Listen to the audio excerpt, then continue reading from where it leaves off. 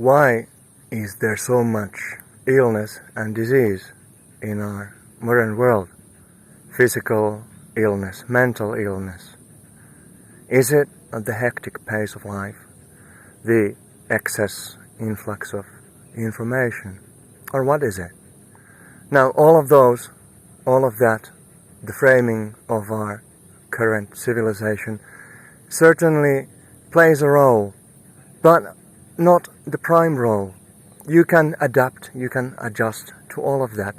The roots of our morbid state go deeper. Let's unpack this by unpacking ourselves and the way our cognition functions or malfunctions. So yes, there are certainly environmental factors, and there are certainly genetic predispositions. None of that is discounted. However, what I'm saying is, let us also count the cognitive aspect. Your brain, at the heart of it, regulating your nervous system, regulating your organs, has a certain sovereign role in your state of well-being. And when the brain and the consciousness flowing through the brain is all sorts of backwards, cross-wired and misaligned, it's hardly surprising that these predispositions turn into concrete ailments. Problems follow from a troubled brain. So the psychosomatic aspect is certainly there, and more so than we'd like to admit in the modern establishment. Take an example or two of increasingly prevalent modern ailments. Cancer. What is the pattern? Mind you, a simplified reduction, indiscriminate consumption and spread.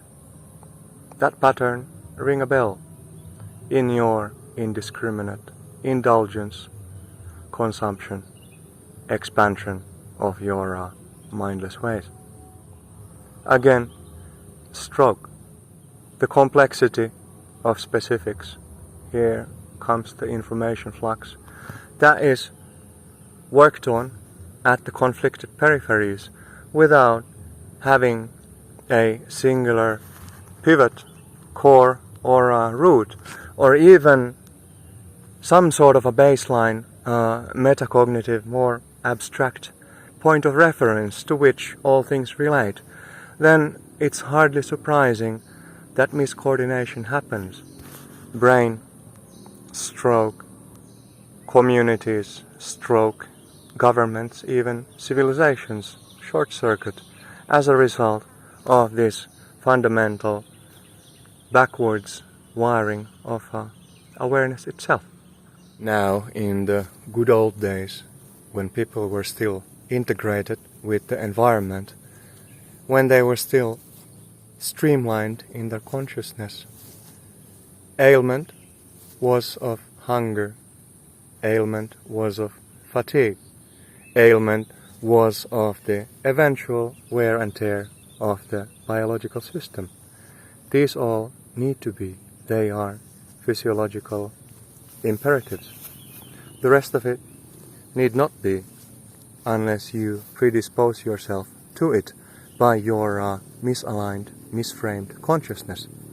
Significantly, the modern idealization of individuation, unique actuation, each unto themselves, to hell with the community, to hell with the greater environment.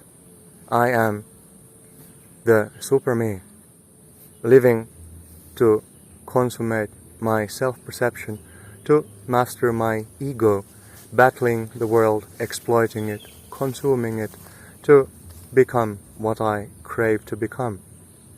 This subject framing in separation is the fundamental baseline that generates countless problems, physical, mental, even spiritual, whatever the spiritual is, as in terms of your aspirations that transcend the human frame, those two become corrupted by your quest for a certain superego, something that has you as the belly button of the universe. Now, of that belly button, all sorts of fluff and garbage and fomenting substance ooze out, polluting your existence and the environment around you. So do reconsider your stance. How do you wish to align your consciousness toward ailment and suffering, or toward the necessary burdens that still exist when you integrate with your environment, when you take the pattern that exists in the greater nature? You are a product of nature, and reintegrate with that.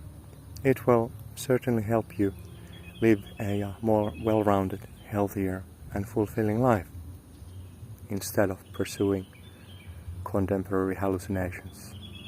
Then, healthy, wealthy and wise, as the saying goes. Healthy by virtue of your alignment and the balance that follows. Wealthy with the extracts of essence from all of your encounters. And wise in recognizing the patterns that drive you, that make the world turn around, and in responding to them proactively.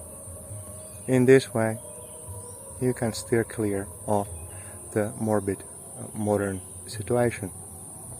Be not ancient, be timeless, timeless as actuality in itself is. There we are at peace.